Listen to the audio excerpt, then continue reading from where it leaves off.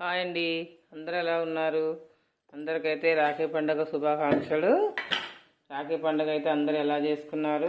మేమైతే చాలా సింపుల్గా చేసుకున్నామని. మా తమ్ముడు అయితే మా ఇంటికే వచ్చిండు, మా చెల్లి కూడా వచ్చింది. మేము ఇక్కడే పండుగ చేసుకున్నాము. అట్లనే మా ఆడపడుచు కూడా మా ఇంటికే వచ్చింది. మీ అందరు ఎలా చేసుకున్నారు? అయిపోయా రాఖీ స్పెషల్స్? ఇంకా ఏం సంగతులండి? ఇంకా అండి, అసలు రాఖీ అంటే ఏదో కట్న కానుకలు ఇచ్చుకోవటము, పెట్టుకోవటము కానుక అది కాదండి. వాళ్ళ ఇష్టంతో ఇస్తేనే తీసుకోవాలి. మనం ఎవరిని బలవంతంగా అయితే పెట్టాలి అనే బలవంతం అయితే ఉండదు దీంట్లో.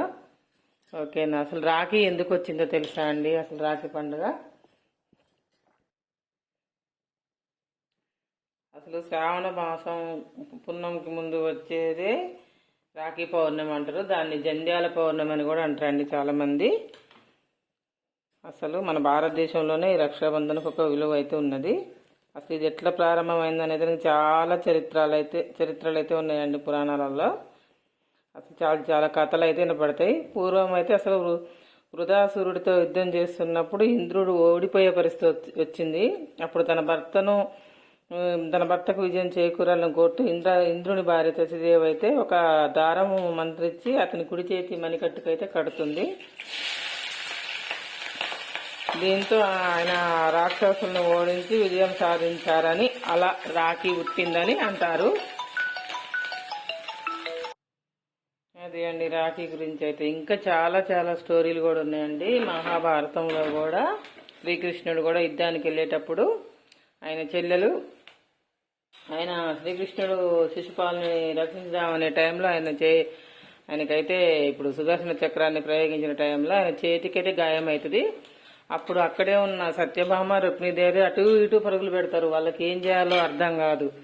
అప్పుడు ఈమె ద్రౌపది అయితే ఉన్నది కదా, తన చీర జింపి ఆ చీర కొంగును మాత్రం అతని గాయానికి కడుతుంది.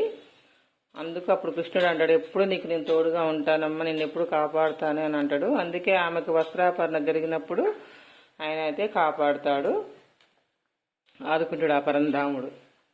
అదొక కథ అండి.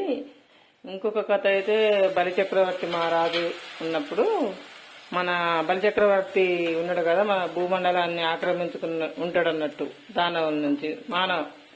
అప్పుడు మన మహావిష్ణువు అయితే వైకుంఠాన్ని వదిలి వామనుడి రూపంలో మన భూమి మీదకైతే వస్తాడు. వచ్చినప్పుడు అప్పుడు లక్ష్మీదేవి ఒక బ్రాహ్మణ యువతి రూపంలో అయితే ఆమె రాక్షసులకు రాజైన బలిచక్రవర్తి దగ్గరికి వెళ్తుంది. వెళ్ళి ఆ రోజు పౌర్ణమి, శ్రావణ పౌర్ణమి. బలిచక్రవర్తికి అయితే చేతికి ఒక దారాన్ని తీసి కడుతుంది. ఆయనకి ఏమని కడుతుందంటే, కట్టి తను ఎవరో చెప్తుంది, నేను లక్ష్మీదేవిని, నా భర్త శ్రీ మహావిష్ణువు ఇలా తిరిగి వైకుంఠానికి పంపించాలి ఆయనను అని కోరుద్ది. అప్పుడు బలి తన రాజ్యాన్ని వదిలి మానవుల విముక్తి కలిగటానికే విష్ణుమూర్తి వైకుంఠానికి వెళ్ళమని కోరుతాడు. అప్పుడు ఇంకా అండి, అప్పుడు అలెగ్జాండర్ కూడా అంతే అండి.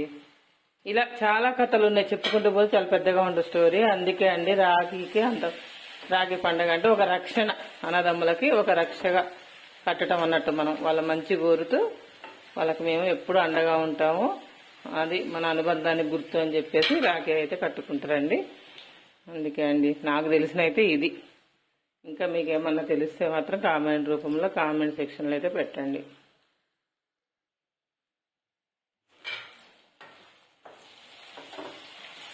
ఈరోజైతే వంకాయ కూర, బుడంకాయ పచ్చడి అయితే చేస్తున్నా అండి. పండగ అయితే అయిపోయింది. ఇంకా శ్రావణ మాసం 15 days అయితే ఉంది. పండగలు వస్తున్నాయి, పోతున్నాయి, స్టార్ట్ అయినాయి.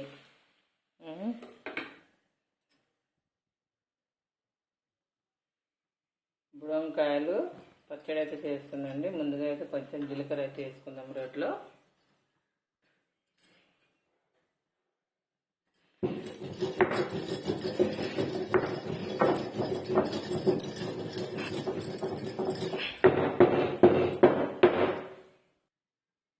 కొద్దిగా చింతపండు కూడా వేసుకోవాలండి.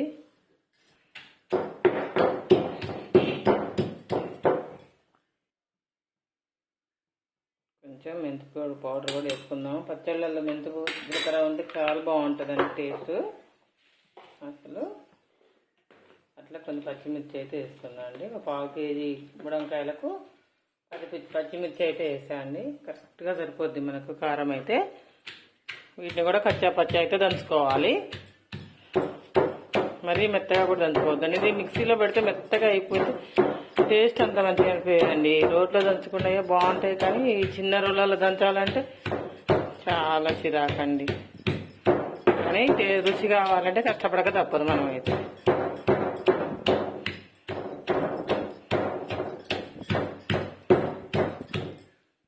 ఇప్పుడు మనం సన్నగా కట్ చేసుకున్న బుడం దోసకాయ ముక్కలు అయితే ఇలా వేసుకుందాము. వీటిని కూడా కొంచెం కచ్చపచ్చగా అయితే దంచుకుందామండి.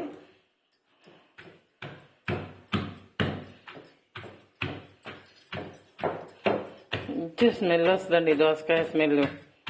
అసలు ఎంత బాగుంటుందో ఈ పచ్చడి.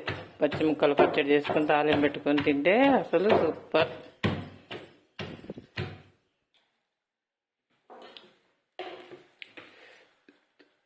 ఇలా కచ్చపచ్చడి దంచుకోవాలండి. తాలింపు కూడా అవసరం లేదండి, ఉత్తగా ఏం తినొచ్చు, అంత బాగుంటుంది. కాకపోతే కొద్దిగా తాలింపు అయితే వేసుకుందాం మనం.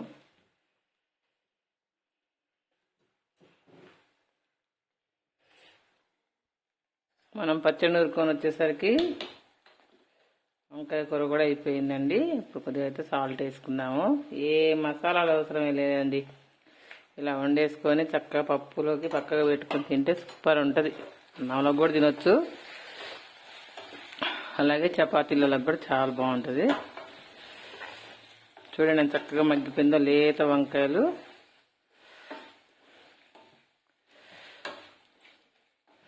కూరగాయలలో వంకాయ కొరుకున్న ప్రత్యేకత దేనికి ఉంది చెప్పండి?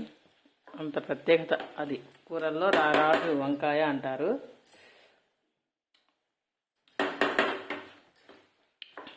ఉప్పు కూడా సరిపోయిందండి. ఒక 2 మినిట్స్ మూత పెట్టుకొని దించేసుకుందాము. వంకాయ కూర మగ్గిపోయింది. ఇప్పుడైతే దించేసుకుందాం దీన్ని. మరీ మెత్తగా ఉడికినా అంత బాగోదండి. ఇలా కొద్దిగా ఇలా ఉంటేనే బాగుంటుంది. ఇప్పుడైతే దీన్ని పక్కకు పెట్టుకుంటా. ఇప్పుడు బుడం దోసకాయ పచ్చడి అయితే తాలింపు చేసుకుందాం. కొద్దిగా ఆయిల్ వేసి, అది ఎక్కువ నూనెలో కూడా మగ్గాల్సిన అవసరం లేదండి.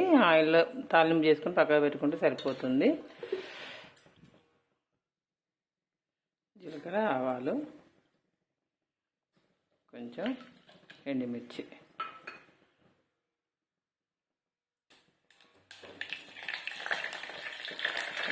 ఒక 4-5 రెమ్మల ఎల్లిపాయలు,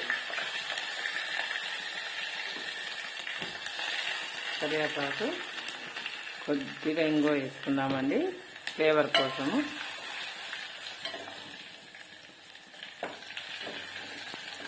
ఇంగువ వాడితే కూడా మంచిదే అండి తాలింపులలో. అయితే అన్నిట్లో వాడకూడదు, ఓన్లీ పచ్చళ్ళల్లో చారులలో మాత్రమే. ఇప్పుడు తాలింపు అయితే మగ్గింది కదా. ఇప్పుడు మనం నూరు పెట్టుకున్న దోసకాయ ముక్కలు పచ్చడి అయితే బుడం దోసకాయ పచ్చడి ముక్కలు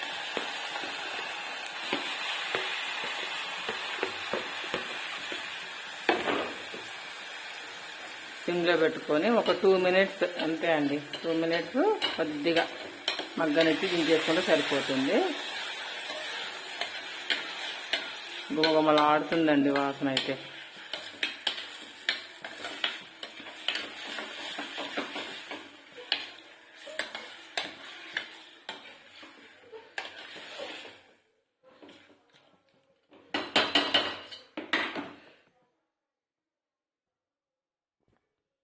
ఓకే ఫ్రెండ్స్, ఈరోజు వంట అయితే అయిపోయింది.